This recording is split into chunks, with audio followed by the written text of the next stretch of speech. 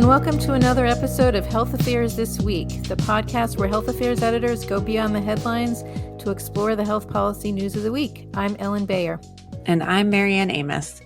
So, Ellen, 2023 has gotten off to a busy start in the health policy world. There's a lot going on this week, so today we want to talk about several important public health stories that caught our attention. Coverage of emergency suicide care for veterans, the latest on child immunization rates, and growing concern about the health risks of gas stoves. Before we get started, I just want to mention that yesterday, our editor-in-chief, Alan Weil, released his picks for the top 10 health affairs journal articles of 2022, and that comes after we released the most read health affairs journal articles of last year, as well as the top 10 forefront articles and the top 12 podcast episodes of 2022. And we'll put a link to all of those in the show notes for today. So first off, there's important news out from the Veterans Administration. Starting this week, veterans can access emergency care for a suicide crisis at no charge. And this includes inpatient care or crisis residential care for up to 30 days and outpatient care for up to 90 days. And veterans don't have to be enrolled in the VA system to use the benefit. And this policy is a final rule to implement part of the Veterans Compact Act, and that's short for the Veterans Comprehensive Prevention, Access to Care, and Treatment Act that became law in late 2020. And among other things, the VA will pay for veterans' emergency suicide care, related transportation costs, and follow-up care at a VA or non-VA facility.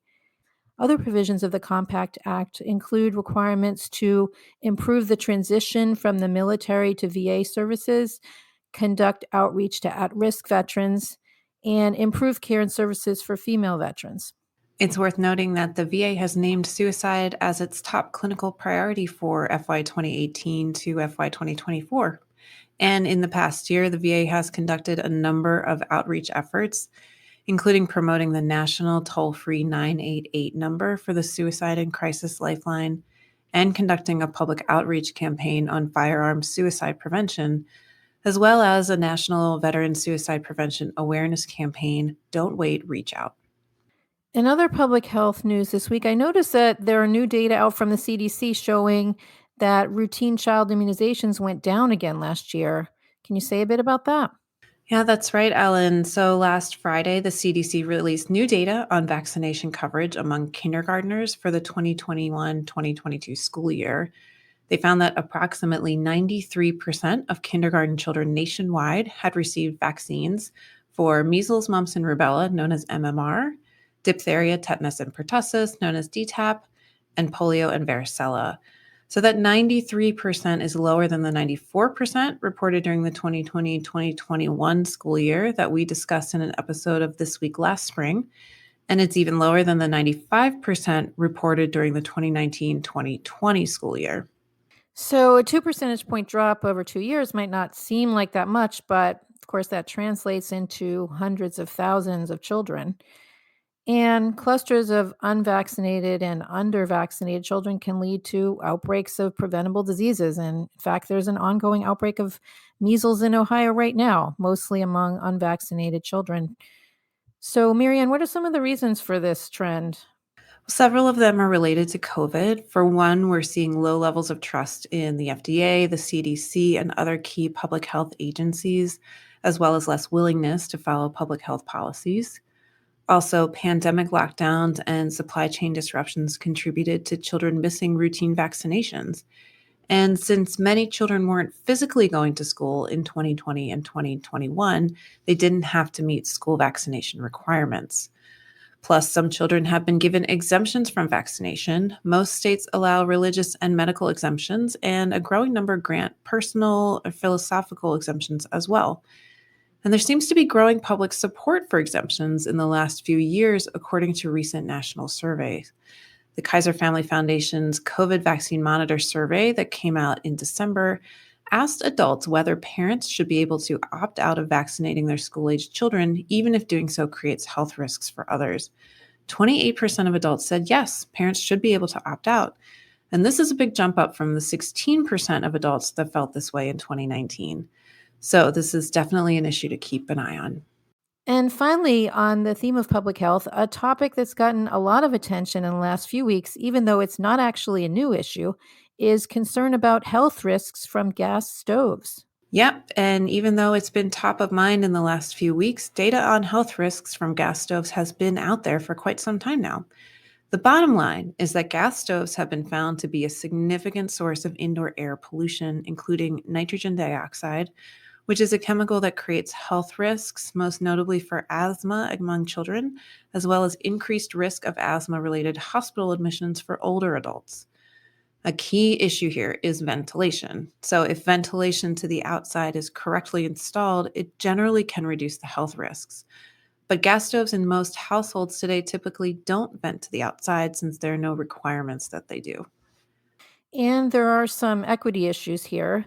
Low income households and communities of color are disproportionately affected because of the longstanding history of housing discrimination. In these communities, there are more people living in rental homes with less ventilation, no option to choose another kind of stove, and also more exposure to outdoor air pollution. So, really compounding the risks.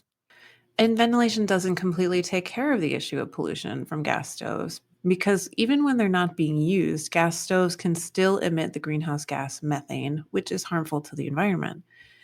And right now, there are no national indoor air pollution standards in this country. Some jurisdictions have established building codes that require installation of electric appliances in new construction, but otherwise, indoor air pollution is not regulated at state or local levels. So the issue really started getting big headlines last week when one of the commissioners of the US Consumer Product Safety Commission made a statement in an interview that many people interpreted to suggest that the commission was thinking about banning gas stoves. And then the uproar that resulted led the head of the agency to walk it back with a clarification, stating that the agency is not planning to ban gas stoves.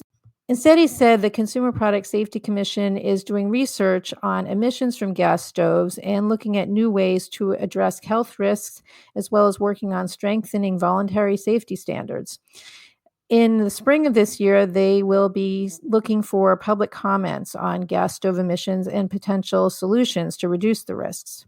And given the growing evidence of the risks, the American Public Health Association approved a policy statement in November 2022 that's now publicly available. It includes multiple recommendations, such as calling on the U.S. Environmental Protection Agency to set indoor air quality guidelines for all indoor residential settings, asking the Consumer Product Safety Commission to set mandatory or voluntary performance standards for gas stoves and range hoods, and to launch a public awareness campaign, and calling on housing and urban development to adopt policies with preferences for installing electric appliances in new and retrofitted buildings that are federally funded.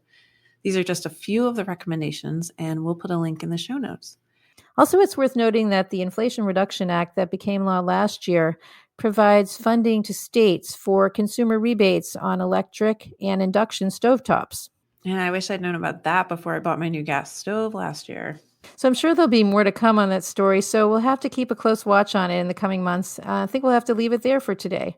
Thanks so much to our listeners for joining us. Please leave us a review, and if you liked the show, please tell a friend and subscribe to Health Affairs This Week wherever you get your podcasts. Thanks, Ellen. Thanks, Marianne.